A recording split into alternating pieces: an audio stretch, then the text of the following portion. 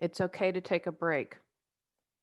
It is absolutely okay to take a break from social media, the news, everything that's going on. Now, I'm kind of specifically talking to Americans, but this applies really to anyone. If you were in Australia and going through the bushfires and all the fires that happened back then with COVID here in America, I know it's worse in other places, but seeing the daily numbers of people who are dying, you do not have to tune into all of that and watch all of it every single moment and be glued to your TV. It is absolutely okay to take a break, and I'd like for you to give yourself permission. I have been taping episodes this week, and I mentioned that it had been weighing heavily on my mind what had happened here in America Wednesday night. This is going to be an unedited, just a quick little bonus video, and if a cat jumps on my lap, we're going with it. Because I want to get this out this morning. I just think it's so important for you to remember that stepping back and taking care of yourself is really important. When you take care of yourself, that allows you to focus on what you need to do, to remain clear headed, and to support others. And it can be really tough. I understand that. I just did a little placard and posted that Wednesday night about checking in with self-care and that it was okay to take a break, and someone responded, it's really hard. Of course it can be really hard, and you're concerned with everything that you're seeing, but remember, everything is energy, and so if you start to feed into that, that is going to increase your fear. When everything went down Wednesday, and just remember, when you take that break, you will find out what's going on. My phone was blowing up. I'm getting all these messages. And because I was working, I had no idea what was going on. You will not miss anything if that's a concern. And what I'd also encourage you to do is, if you're able, what is this bringing up for you? We've had are being currently, I'm taping this live, I think it's Saturday the 9th. We're being harassed by neighbors, had to call the police about 10, 11 days ago. And what I said to my husband, so some things first happened in the summer and we didn't call and do anything. And now I'm like, okay, I have documented all that, but now talking to the police, what are our next steps? And I figured out about a year ago that sadly our neighborhood feels like a microcosm of what's going on in our country. But what I said to my husband because he's like, what's the likelihood that they'll do anything violent or harm us? Well, after Wednesday, but have felt this way, that this has been growing here, at least in America, and people just are nuts right now. And so you just don't know what someone can do. And so what I said to him is, this brings up for me all the times that I felt unsafe and unprotected in my life. And so it's kind of with everything.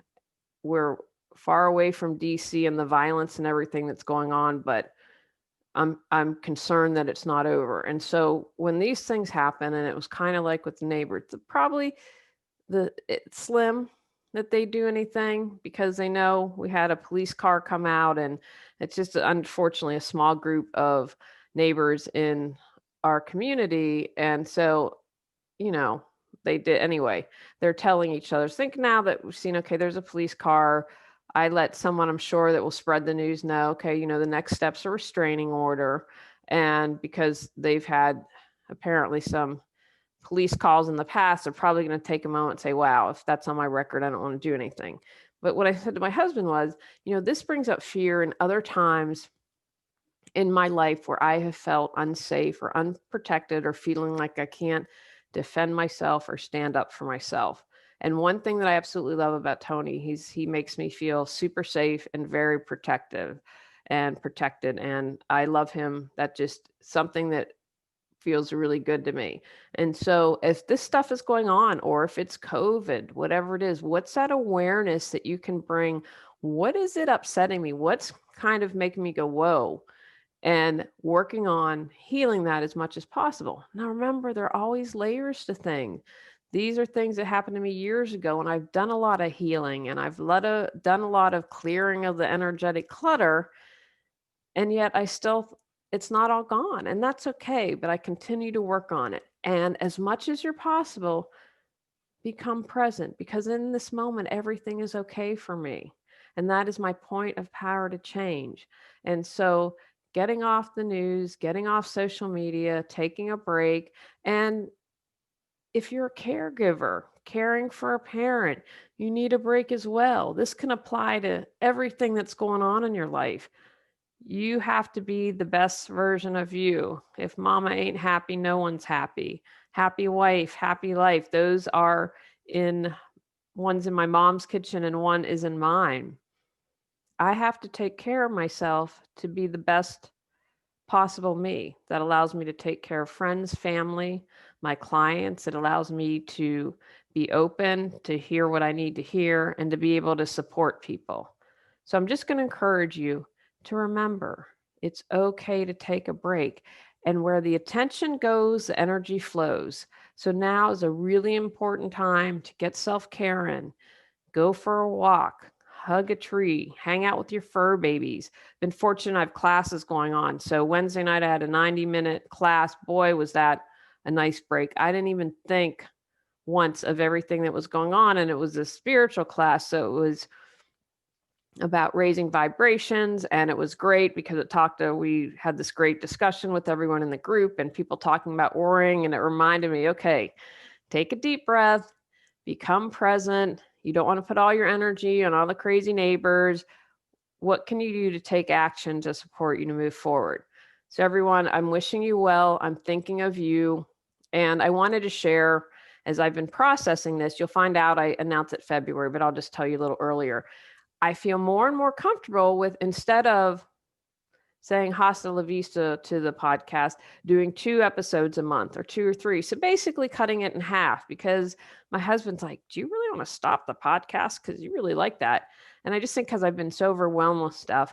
But the more I thought about it, I thought, you know what? Instead of taking 2 6-week breaks, doing 2 episodes a month from going forward. And I don't know when that's going to happen. I've got full months scheduled for February and March and probably April. I haven't quite figured out. I haven't planned April yet. I've got kind of some sketches out, but I think that that's some point, maybe the summer, especially after we move, that's what it'll turn to. And that will allow me more time to work on my writing and everything else that's really important while also supporting you.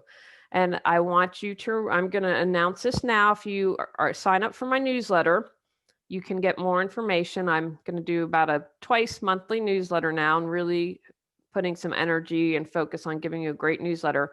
I'm letting you know my goals because we will be checking in through those throughout the year. So the first is a successful move to West Virginia. Tony and I are moving to be close to my family. So that is where my focus the first half of the year is. My second big goal is to have a draft of my end of life book. That had been the goal last year, but with everything that happened, and again, goals sometimes need to change and you have to be in the flow of life. So super solid draft of that and the accompanying book by the end of the year. And I think that's really possible. I'm already 30 pages in. Go me. And then the final one is my health is a priority this year. I need to lose weight. I need to exercise. I need to get healthy. And so I have a health watch that we just started this week. Love it because it talk about increasing my awareness. Wow, I'm not moving much during the day. And a reminder, if I've been standing or I'm sitting for an hour, boop, boop, boop, get up. And I also joined Noom, which is, again, making you really aware. Ooh, my gosh, I've been eating a lot. But not only that, the psychology of why I might want a snacky snack and the reminder, these are the good foods. And so since I'm being held accountable and it's got some really good visual stuff, that has been really great.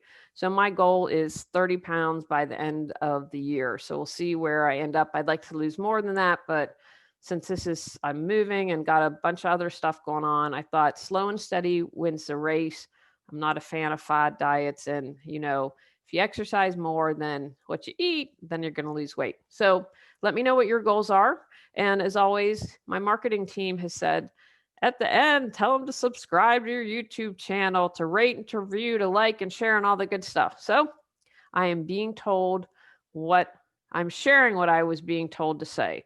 So I'm thinking of everyone, just remember, it's a-okay to take a break. Go out, clear your clutter to create the life you choose, deserve, and desire.